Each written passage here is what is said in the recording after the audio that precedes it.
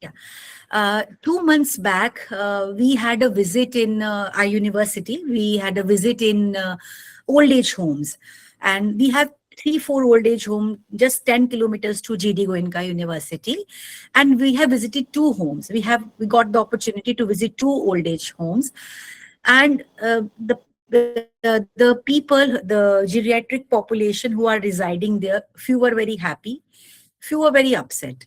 So they are happy because they are saying our kids are residing abroad, no one is available at home. I'm a single person who is residing in a big houses, so there is no sense of residing there, so I thought I'll move to old age home.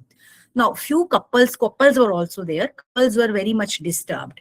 So I said, why you were during our interaction with them, they were crying. Few females were crying, even few males were also crying. So I said, like, what happened? Right, what happened? Why you were crying? You can share your things with me. I'll not share any with anybody. Even I'll not share with my students also. We have kids. They are residing in our house only with us. You know what they are doing with us? They are exploiting us like anything.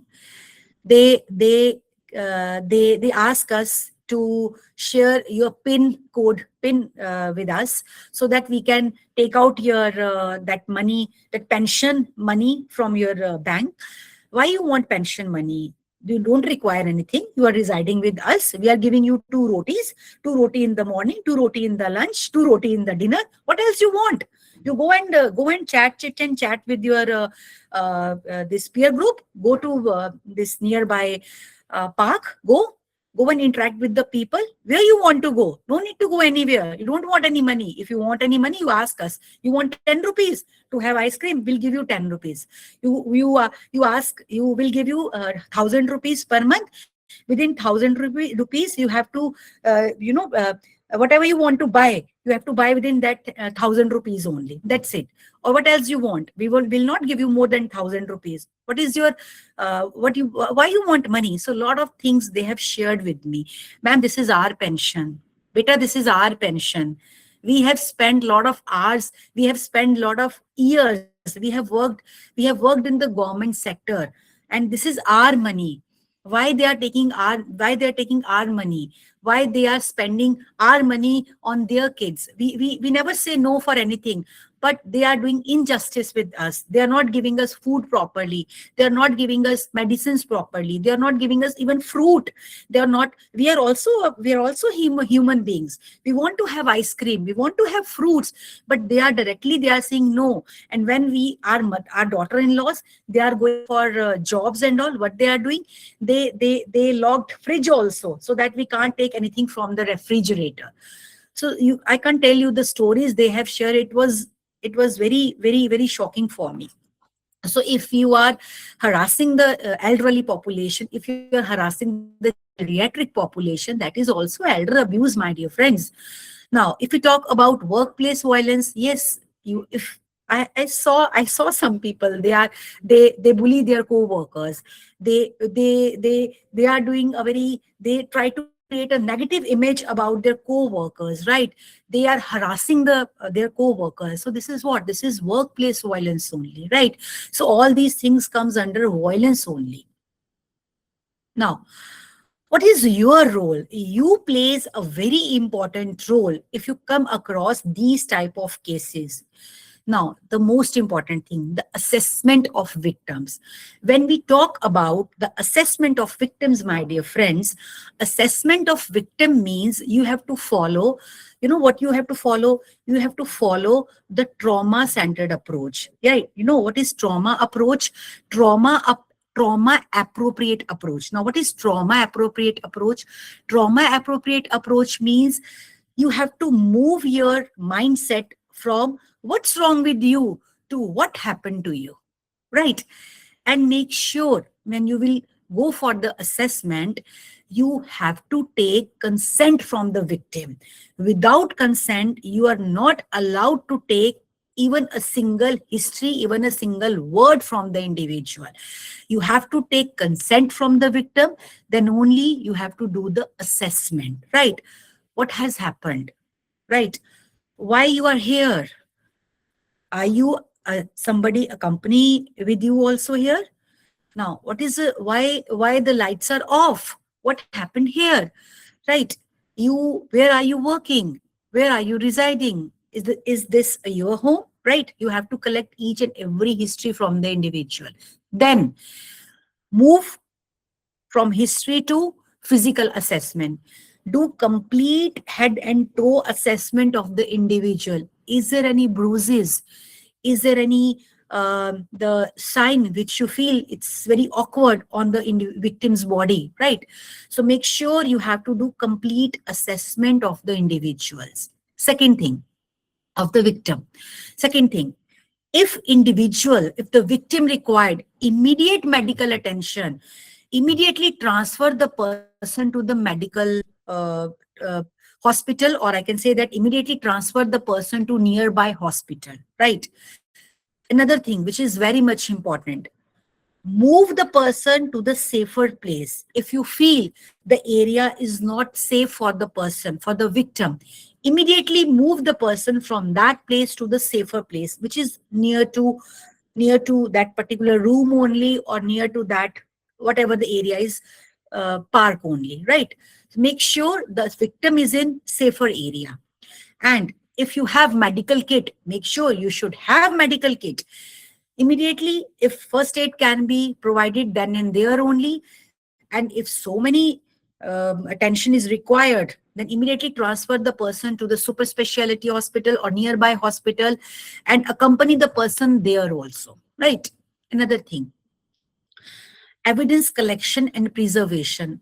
My dear friends, as a forensic expert nurse, you play a very important role while collecting the evidence. The area has to be secured properly. Whatever the area is, it has to be secured properly. You should have a special forensic kit with you, right? It is available. When you are working in the forensic departments, it is available with you. Make sure you have to carry that forensic specialized kit with you, and that every evidence, every evidence has to be collected from that particular area. The hairs,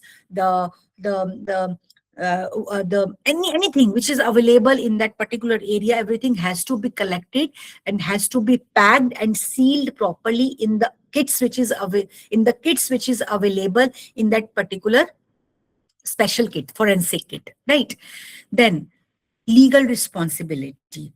There is a word which we basically use, that is chain of custody. You know what is chain of custody?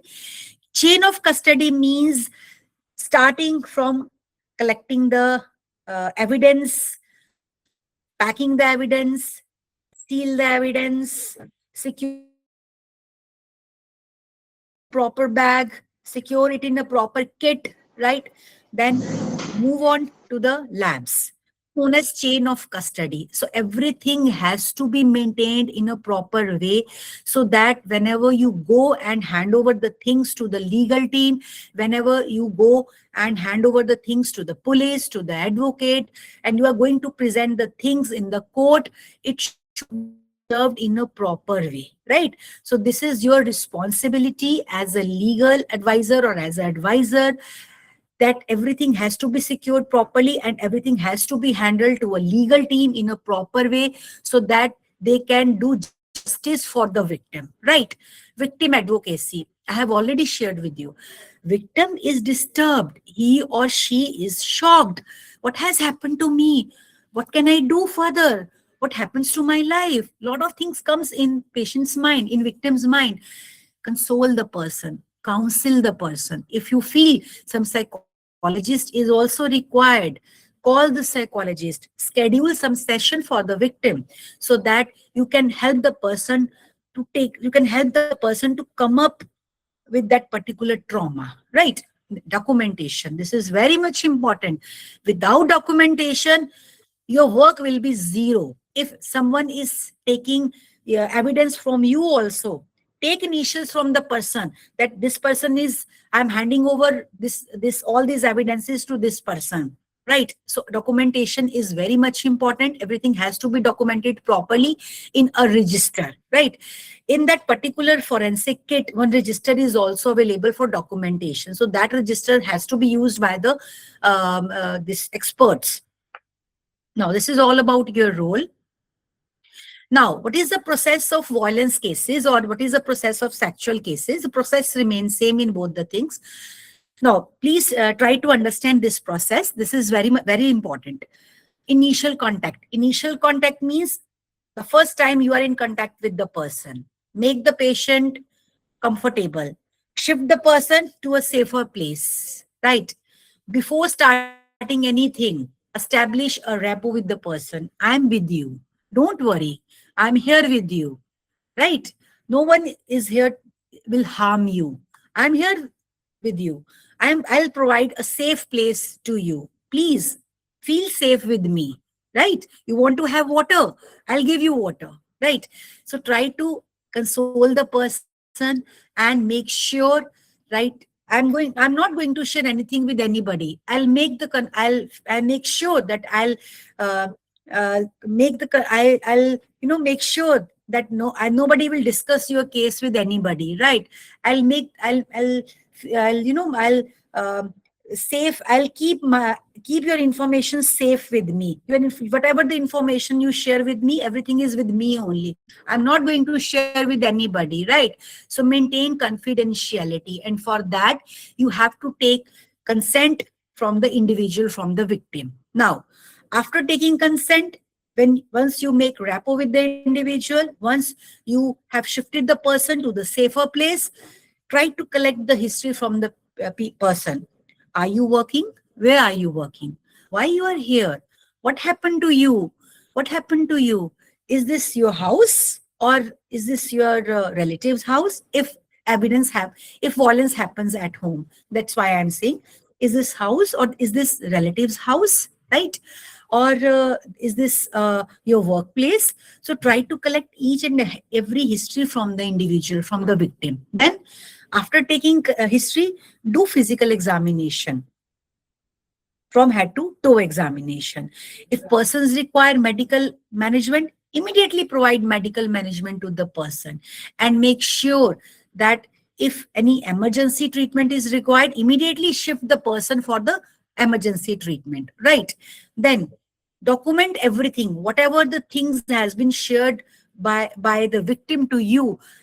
Document each and everything in the diary, right? Each and every line by the individual, by the victim, has to be entered in the diary. Then I have already shared with you, cover the area, start collecting the evidence from that particular area. My dear friends, if you are a forensic expert and something happens at home, in home only, you know what people do? They try to hide the evidences. They try to remove the evidences from that particular area. So make sure that you should be able to collect each and every evidence from that area, right? Immediately report to the legal team, hand over the things to the legal team. There should be chain of custody. Everything has to be procured in a proper way, in a sealed form, so that you can hand over the things to the legal team, and they can share all these legal documents. They can present all these legal things to the court, right, during the hearing. Then discharge the person. If person is admitted in the hospital for the medical treatment, discharge the person. Help the person to come, accompany the victim for the follow-up, and try to schedule a psychologist training sessions or counseling sessions for the person, and prepare the person for the hearing, right? This is the complete process actually for the violence cases, and for the sexual abuse cases. You know why? Because people don't want to come up for the hearing. There is some social stigma which is associated with these cases. What happens to me? Society will never accept me. Who will marry me? Right? Now, if my kids, they beats me, if everybody knows that my kids are beating me, and because of old age, because मैं तो बुढ़ा हो गया हूँ ना, because of old age, they are beating me. Now, everybody will say, see, you are saying your sons are very good. You are feeling proud on your kids. Now, what they are doing today? So everyone is making fun of me. So a lot of social stigma is associated with that. So make sure you have to prepare the person for the hearing. You have to prepare the person for justice, which is very much important nowadays, right? Now, when we talk about legal and ethical aspects, my dear friends, three important things which I have already shared, which matters actually in these cases. My dear friends, you never ever take history, never ever do any physical assessment without taking consent. Make sure you have to take consent from the individuals. Make sure you have to consent from the victim. If suppose victim is not able to sign on the consent, make sure, if they are, make sure that they have to give consent. But if in 1% cases they are not able to put their initials, they are so they are feeling threatened, or they are feeling like, no, I don't want to share anything with you. In that case, make sure that the relative, might be husband or might be sister, whosoever is near to that person, take initials from that particular person on consent form.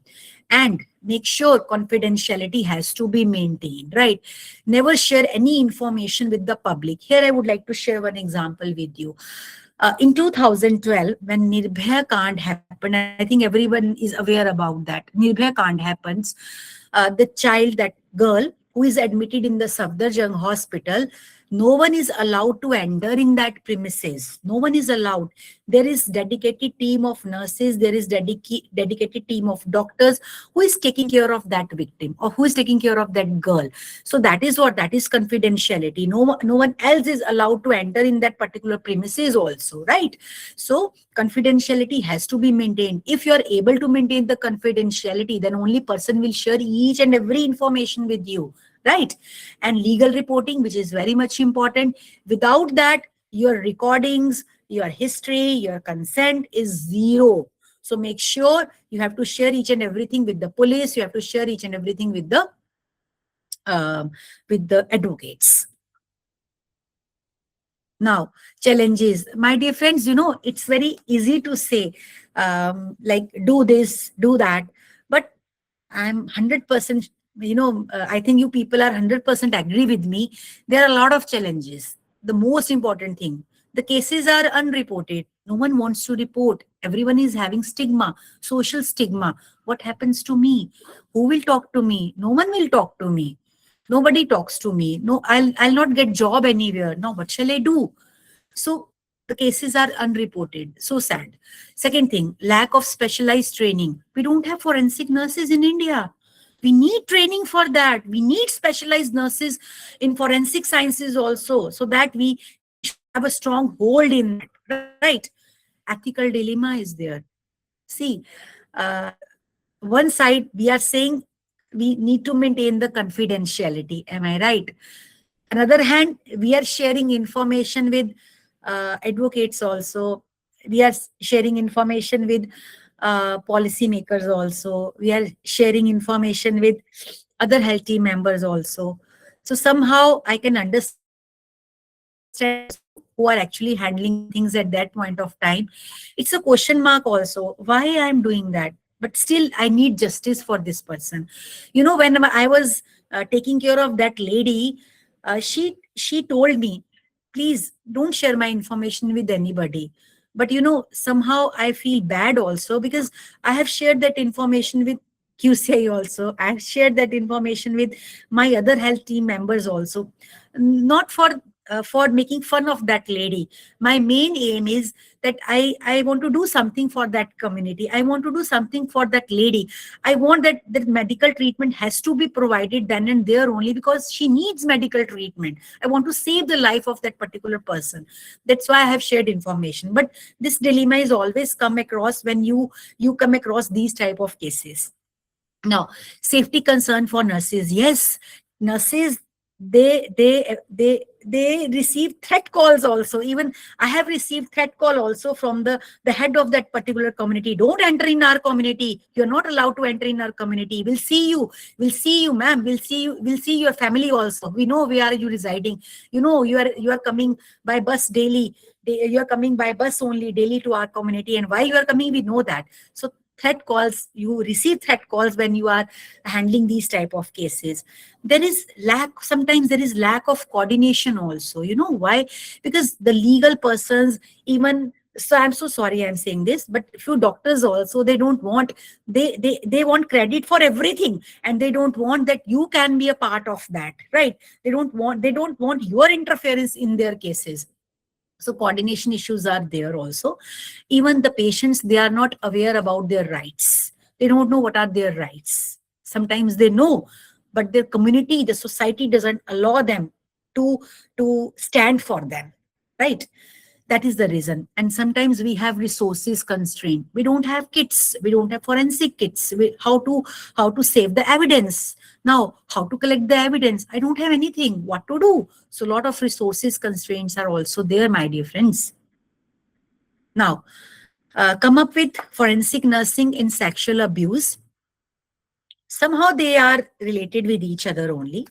But I can say that sexual abuse means when you are doing rape, when any person uh, doing rape, or when you are forcefully maintaining the relationship, physical relations with your partners, when the relations has been done by giving drugs to the females, or anyone else, right? When you are doing child sexual abuse also.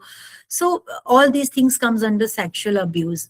I think there are so many cases when you watch TV, when you go and watch news, when you scroll your Facebooks. So I'm 100% sure that so many people came across these type of cases, and every time the questions comes in my mind, why this happens to a small 4 years girl.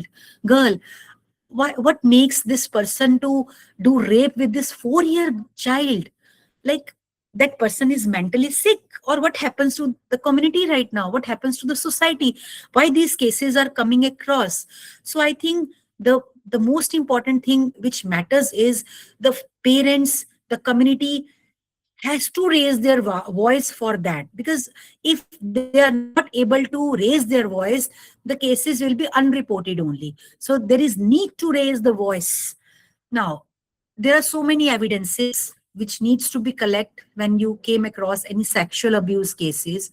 So you need to collect the victim's clothing, the personal belongings, the blood samples, the urine samples, even the hair samples also, the vaginal sample, anal, oral, each and everything has to be documented properly. Another thing, there is need to collect the pictures also. Wherever the evidence, you will find the evidences, so you need to collect the pictures also, so that later on you can compare the pictures, right? Then we have special forensic kits, and we have to use that special forensic kits. Now, what are the principles of evidence handling? As we already discussed, that there is need to maintain the chain of custody, right? Collect it in a proper way, seal the evidences in a proper kit, in a proper wrapper which is available in the specialized kit, prevent contamination, right? Label each and every packet in a proper way, the timings of collecting the sample, the date of collecting the sample, if the victim's place, mention the victim's place also, age, everything has to be labeled and sealed properly. Transfer, carefully transfer the kit to the authority so that they can make some justice for the victim, right? And documentation has to be done in a proper way. You are going to handle all these evidences to whom? Take initials from that particular person, right? Make sure that person should know how to handle the all these evidences. As we have discussed the legal and ethical consideration in violence also, same way here also. My dear friends, make sure you should follow a non-judgmental approach. You know why? Because you should not be judgmental. As a healthcare professionals, you should not be judgmental. Make sure. Never thought about that. I think we are living in a society, still we are educated, but we are living in the society. Whenever we saw a female with small clothes, with shorts, or with skirts, we everything, anytime it comes in our mind, see, she has wear so small dresses, So that's why these things happens to these females. That's why now if something happens to these females later on, they come up with lot of issues, with lot of complaints to the police stations. So never follow a judgmental approach. Follow a non-judgmental approach, right? Try to put your feet in their shoes and try to understand their situation at that point of time, and make sure everything has to be documented properly. Why I'm repeating this point, documentation, because without documentation nothing will happen. So make sure, if you are going to touch the patient cloth also during sexual abuse, if you are going to change the person cloth also, you have to take consent from the individual. Shall I change your cloth? Shall I pack your cloth in this packet? Shall I do that? And take consent, signature, initials on this paper, right? And respect for the patient autonomy, please. Now, challenges. Yes, many challenges are there, right? Evidence loss due to delayed reporting. If something happens at home, so no one want to share anything with you, and no one wants to share any information with you. Kya hua? Kuch bhi nahi hua. Why you are here? Who calls you? Who makes you to stand here in my house? So people will ask you so many questions, right? Or something, यहाँ क्या है, यहाँ कुछ भी नहीं है. And if you are reaching late to their house or that place, you will find nothing in that area. So evidence will be zero in that area, right? Another challenge, emotional trauma of victims. They are emotionally so much disturbed. Even if you touch the person, they will shout like anything. They will remember that they will remember that memories, which they don't want to, remember that. They don't want to, continuously something happens in their mind. I'll share one example with you. That's why I'm so much emotional. I'll share one example with you. They were very much disturbed. So they don't want to remember that time. But you want to collect the history because you want that person should get the justice. But they don't want to share anything with you. And for that, make sure you have to take continuously, you have to schedule a counseling session for the individuals, right? Another thing, legal complexity. A lot of legal issues are there. Sometimes it's very challenging to handle, Social stigma and victim blaming. She is the person who is doing that. She is the only person. Even at workplace also, I have heard so many stories. I have come across 2-3 people. You are only person who is doing that. Why continuously you are going to the MD's office? Why you are going? If you are going, definitely he will do this thing with you. You force him to do this type of behavior. So social stigma is there and victim blaming is there. This is the biggest challenge. Am I audible?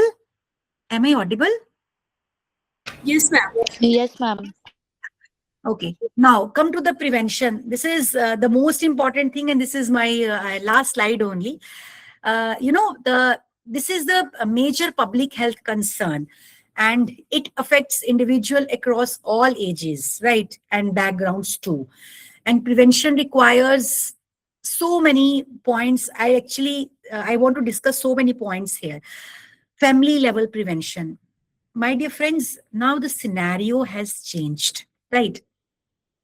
I think we should discuss each and everything with our kids, because everything is available on YouTube, everything is available on Instagram, everything is available on TV, everything is available on phone. And our kids, I think you people are 100% agree with me. Our kids are available on phone every time. They want to play games, they want to do a lot of things. Even the homework is also available on phone, am I right? So they are available on phone every time. So if they are on phone and everything is there on social media, why can't you share, why can't you discuss each and everything with your child? Sit with your child, tell them what are the wrong practices, what is good touch, what is bad touch, right? If anybody comes and say, come visit your school, and he or she will say like, चलो मैं आपको घर छोड़ता हूँ, right? I'll drop you to your home. Your father calls me, I'll drop you to your home. Even if your close relative also comes to your school and he or she says, I'll drop you to your school. आओ आओ चलते हैं, आओ चलें, today is party in her house, तुम्हारे parents वहीं wait कर रहे हैं. How to handle the situation, how to react with the situation, right? So family plays a very important role. Family is our first place where your child will get education, right? So every member of the family, the parents, the grandparents, whosoever in the family, make sure you have to teach your child what is good touch, what is bad touch, how to react, where to react, when to shout, why to shout. So each and everything has to be explained to the kids. Institution level prevention. I think now the schools are conducting sessions for the kids, right? They are teaching them what is good touch, what is bad touch, right? But I think still few schools are focusing on that. There is need to focus on this matter more and more. More sessions can be conducted by the nurses in schools, in the colleges, so that we can reduce all these cases. The most important thing, the community level prevention. My dear friends, this is my observation also. This is my, I can say that I came across so many cases related to that. Somehow I feel that like so many people are there and they are having mental issues. But I think we are not able to assess them. Here I would like to share one example with you. We have, now that PN is not working with us, there is one PN in my previous university. And so many, actually, 4-5 PNs were there. And there is one PN in our university. The way he looks at the teachers, it was very awkward, very awkward. Somehow I have observed him, the way he reacts, the way he, observes each and every teacher, each and every student, like anything. I called him one day. I said, I have observed you. Why you are looking, why your look and feel is different when you saw any teacher, when you saw any any student, and your behavior, your facial expressions automatically change. So why is it so? You are having some problem. What happens to you? Then the way he said, मेरे को तो कुछ नहीं है ma'am, आप कोई problem है? मेरे को तो कुछ नहीं है. जब भी मैं किसी को देखता हूँ, आप मुझे घूरती रहती हो. आपको कोई प्रॉब्लम है? मेरे को कोई प्रॉब्लम नहीं है. I said, okay, चलो मेरे को प्रॉब्लम है, but I have observed this activity in you. You please try to control this thing. Then after 2 months, one of my nursing student, she said, ma'am, I was sitting in the classroom and he came, right?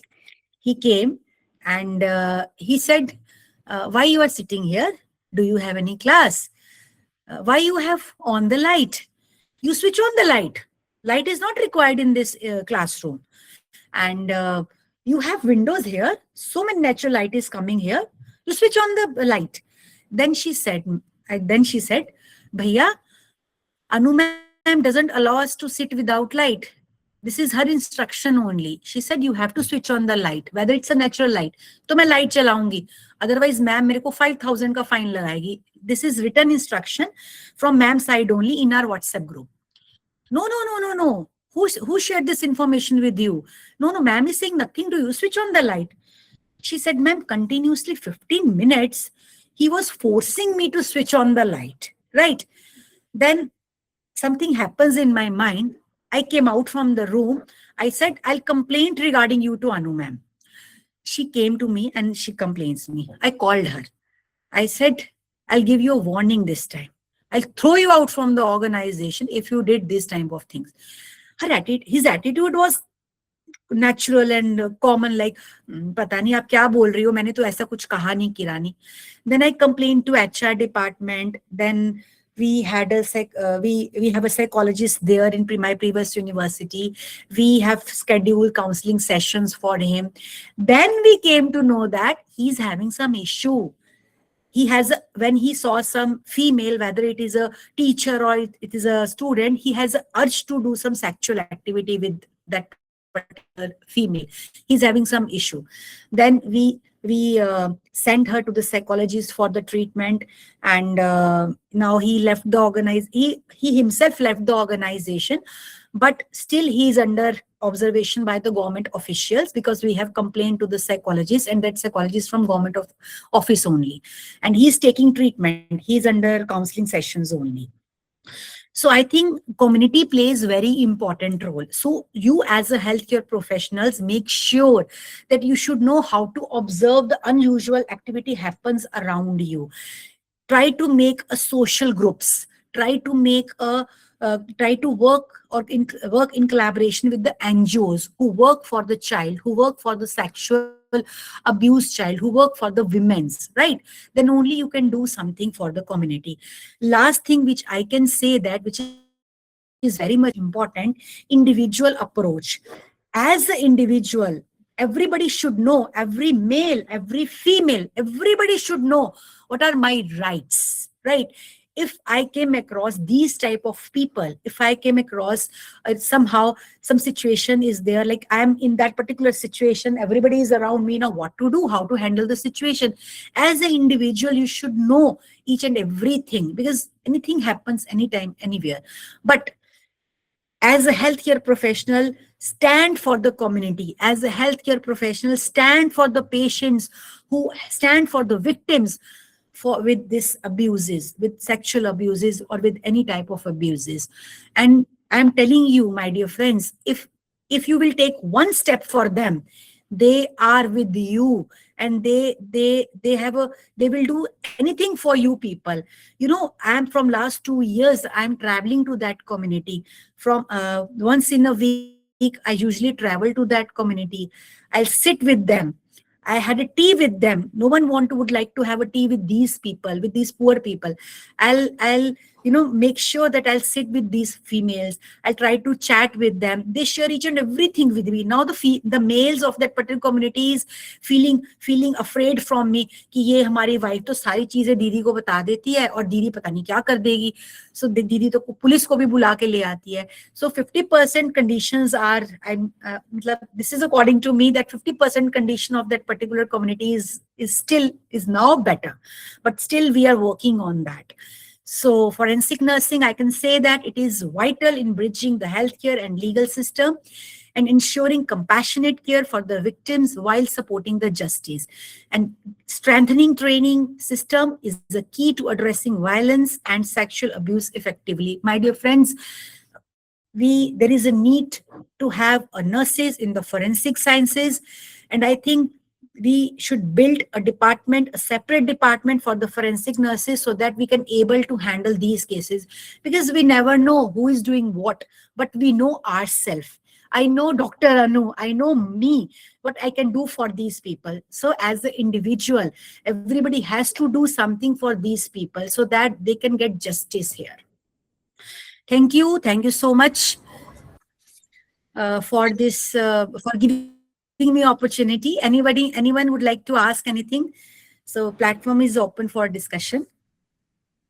Thank you so much, ma'am, for your wonderful and enlightening session.